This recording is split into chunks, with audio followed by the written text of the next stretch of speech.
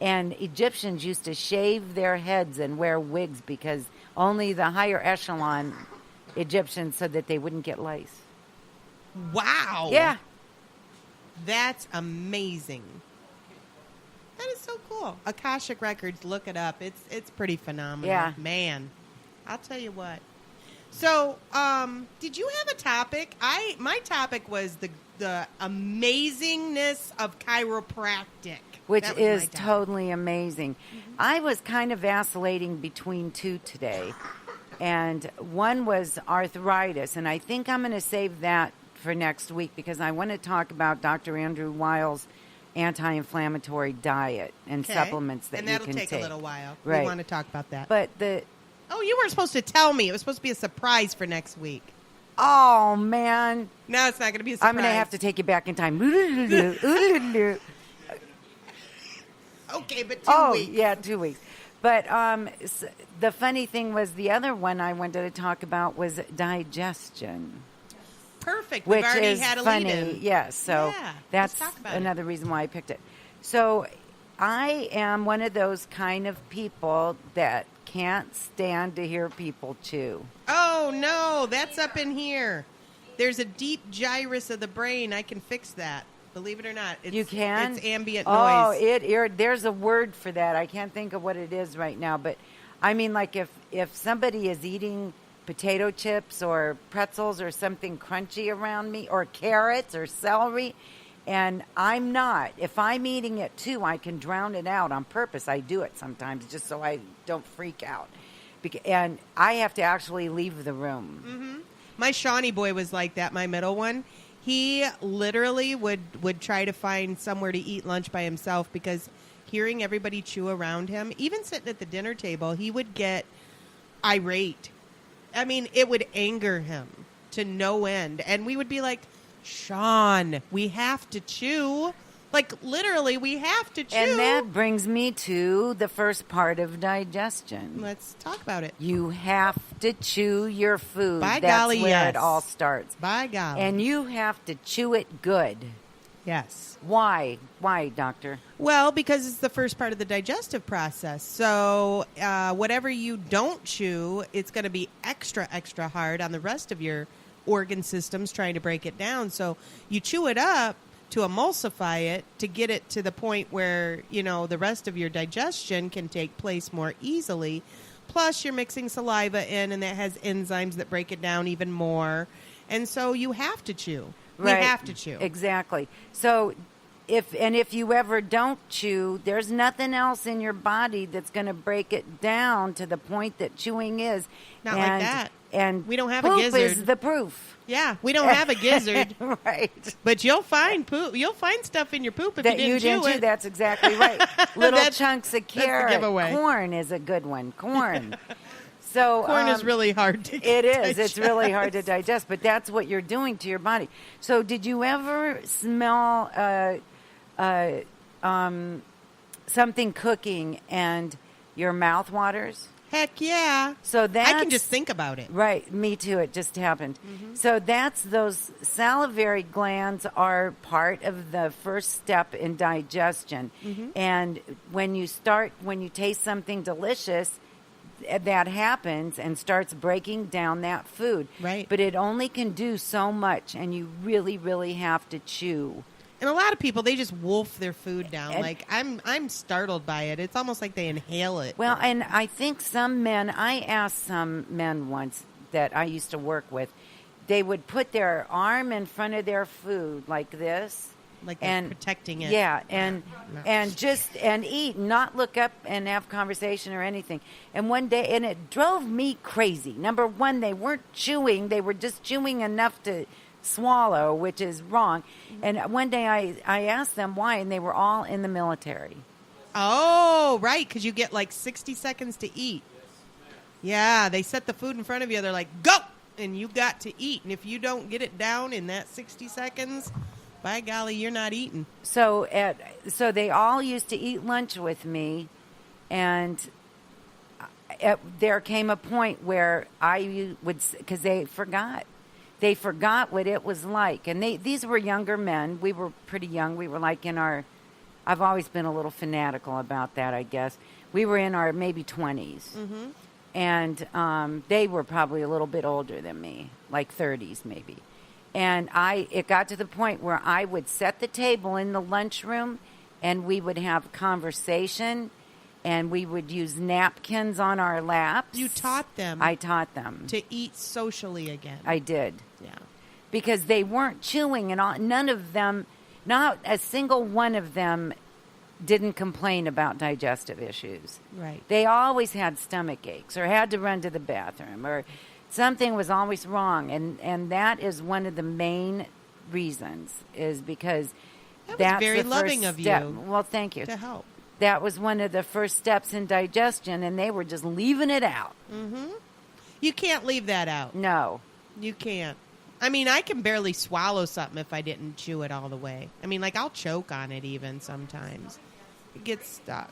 Right, Yeah. and that's why people have gastrointestinal problems. And you can actually purchase digestive enzymes to help you break foods down, but why do all that if you're... Let your body do it. You know, when you can just mechanically chew it up.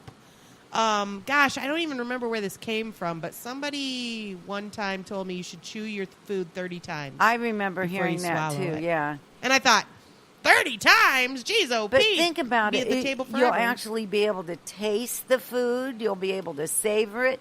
You'll probably eat less. That's right. You will eat less. You because will your eat jaw less. gets tired. No, I'm just kidding. And I do that. I do that on purpose for diet purposes, because if I'm just wolfing my food down and not tasting it, I get done and I'm like, what else can I eat? Because I'm missing the satisfaction to it.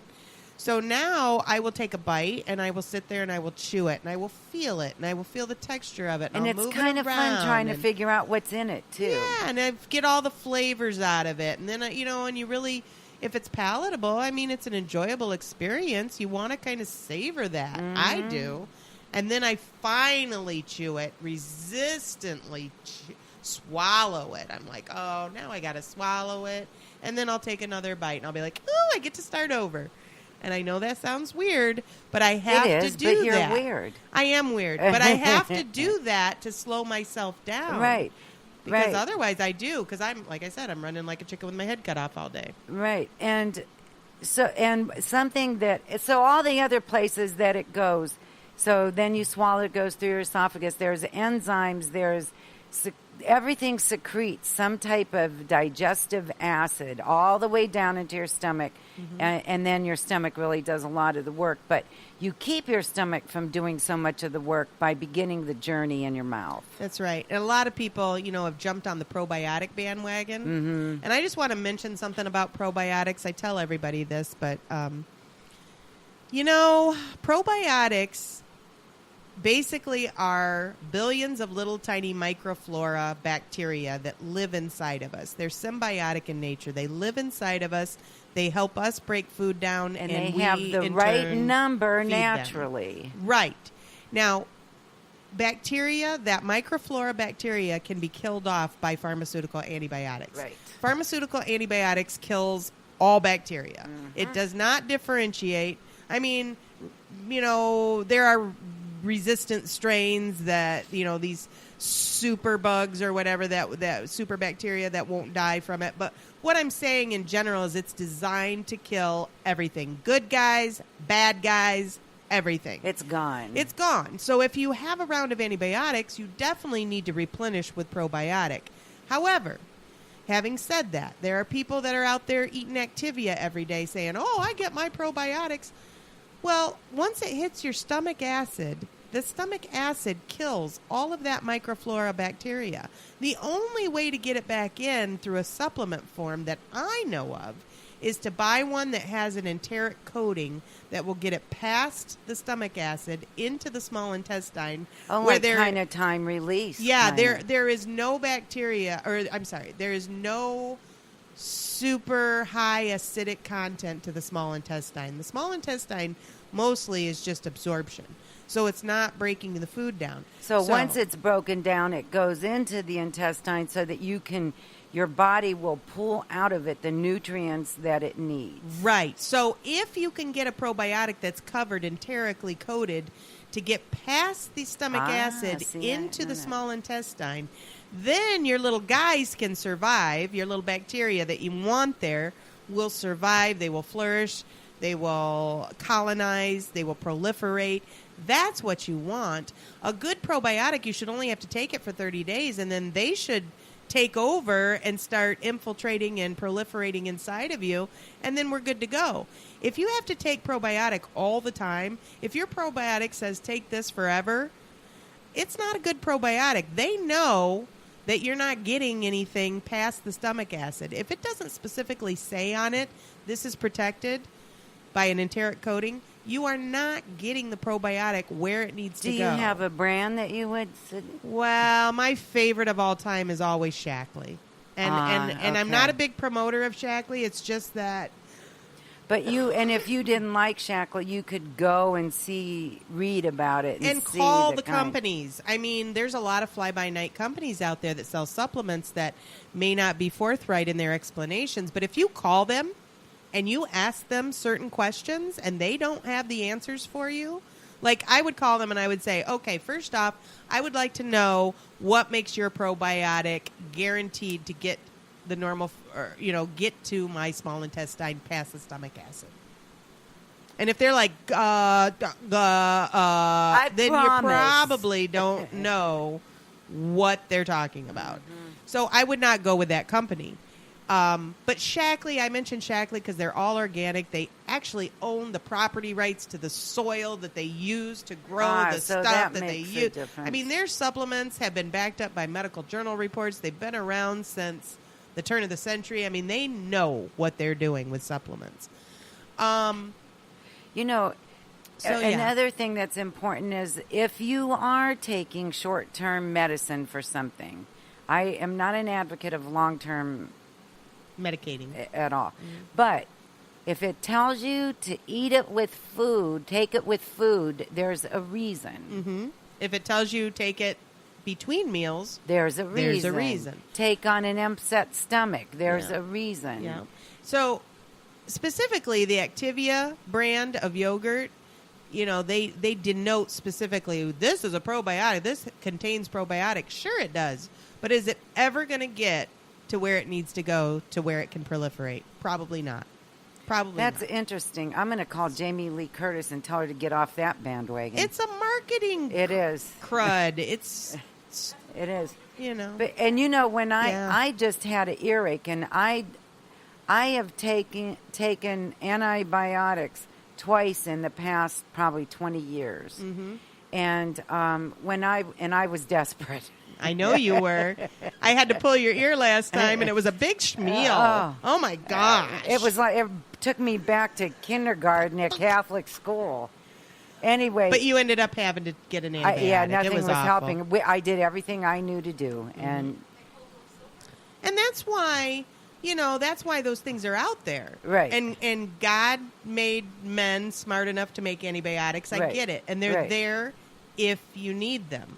But try everything else first. Right. I mean, that's all. Right. I always advocate. It was the pain that did it. Well, yeah. I knew it would go away, but it was you couldn't too tolerate long. Right. it I anymore. couldn't take it anymore. But when I was leaving, he gave me a prescription, and he said, make sure that you eat yogurt. Really? Isn't that funny? And the other thing, by the way, I always tell my patients, don't take a probiotic while you're taking an antibiotic. I mean, what good is that? You're taking an antibiotic that kills probiotic, and it's going to kill it right off. So you got to wait. You got to take your antibiotic, take the full course of that, finish it up, wait about a week, then start your probiotic. To tell somebody, first of all, to eat yogurt while you're taking your antibiotic, I mean, that floors me. So I finally get up the nerve to go to a doctor. You know how hard that is for me. I'm telling you, if he would have said that to me, I would have turned around and looked at him and said, first of all... it was really What are you funny. Talking about? So, and I really liked him. He was really nice. Yeah, and I'm glad he was nice. He explained what it was, and so I'm on my way out, And I'm thinking, all right, well, But that going made to him a sound like an doctor idiot at the wasn't end. so bad, you know? He was Yeah. really nice. And I turn around and I'm going out and he goes, oh, and eat yogurt. And I went, I mean, that again, just kind of why makes, bother? I don't Yeah, know. yeah. That just makes me laugh. I just want to,